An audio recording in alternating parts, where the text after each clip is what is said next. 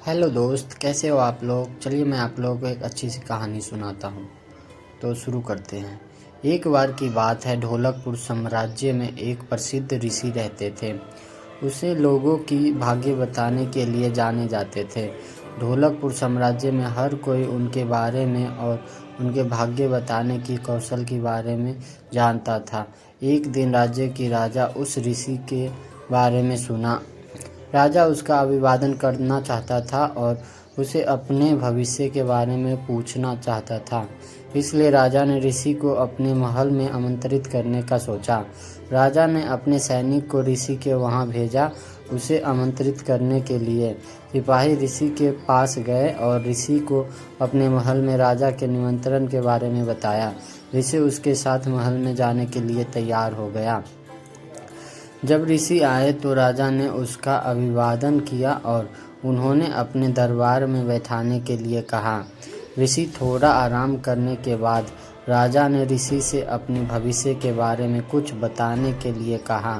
राजा की कुंडली देखने के बाद ऋषि ने उन्हें भविष्य में उन पर आशीर्वाद देने वाले भाग्य के बारे में बताना शुरू किया। राजा अपने भविष्य में सभी अच्छी बातों को सुनकर बहुत खुश हुए और ऋषि को उनके द्वारा की गई भविष्यवाणी में हर अच्छी बातों के लिए राजा सोने और चांदी से ऋषि को पुरस्कार किया। अब राजा ने ऋषि से अपने दुर्भाग्य के बारे में बताने के लिए कहा। ऋषि उनके दुर्भाग्य के बारे में बताना शुरू किया। अब हर बार राजा को दुर्भाग्य की बात सुननी पड़ी। राजा बहुत क्रोधित हो गया था।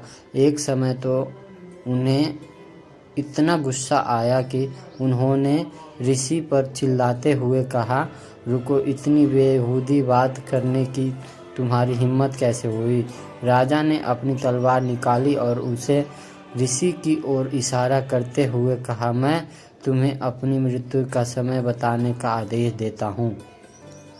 उन्होंने देखा कि राजा बहुत क्रोधित है। फिर ऋषि और कुछ गणना करने के बाद शांति से उत्तर दिया, मेरी गणना के अनुसार आपकी मृत्यु हमारी मृत्यु ठीक 1 घंटा बाद होगी।